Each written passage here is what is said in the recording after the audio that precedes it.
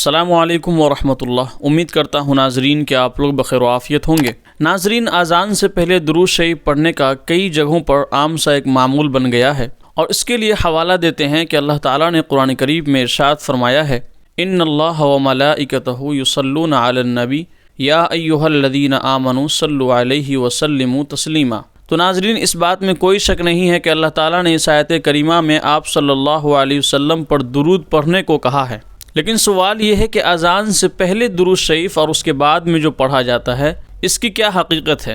جبکہ آپ صلی اللہ علیہ وسلم کے زمانے میں جو اذانیں ہوا کرتی تھی، اس میں تو کہیں نہیں ملتا کہ اذان سے پہلے یا اس کے بعد میں درود شریف پڑھا جاتا تھا۔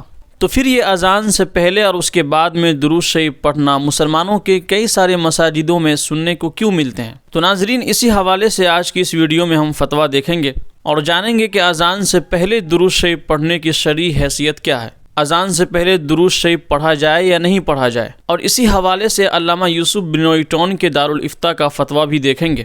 تو ناظرین دیکھیں، اذان سے پہلے درود شریف پڑھنے کے سلسلے میں کسی صاحب نے علامہ یوسف بنوئی ٹون کے دارالافتاء سے سوال پوچھا ہے۔ سوال آپ کی اسکرین پر ہیں، آپ بھی اسے دیکھیں، جس کا عنوان اذان سے پہلے درود شریف پڑھنا اور نیک کام کہہ کر اس کو جائز قرار دینا۔ سوال: کچھ لوگ دین میں ایسا عمل کرتے ہیں جس کی قرآن و سنت میں کبھی کوئی مثال نہیں ملتی، مگر ہوتا وہ نیک کام ہے، مثلاً اذان سے پہلے درود شریف پڑھنا۔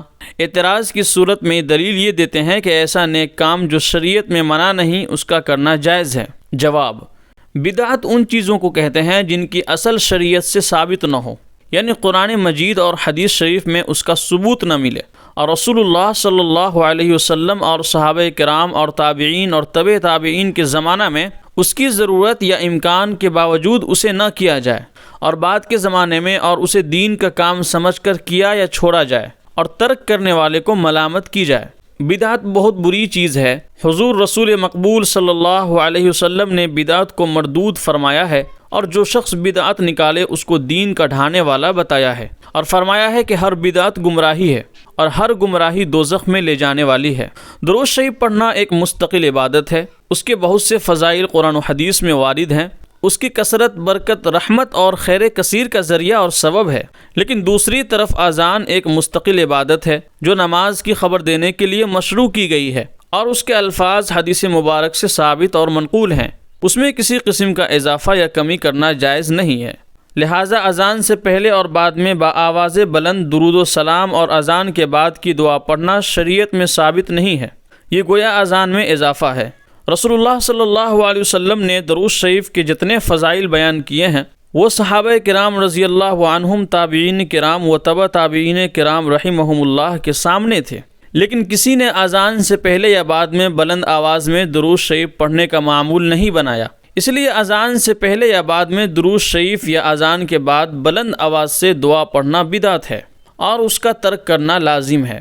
البتہ اذان کے بعد آہستہ آواز سے انفرادی طور پر درود شریف اور دعا کا پڑھنا اس طرح کہ اسے اذان کا حصہ نہ سمجھا جائے، سنت سے ثابت ہے، اسی قدر عمل کیا جائے تو یہ مستحسن عمل ہے۔ فقط واللہ عالم۔ دارالافتاء جامعہ علوم اسلامیہ، علامہ محمد یوسف بنوئی ٹون۔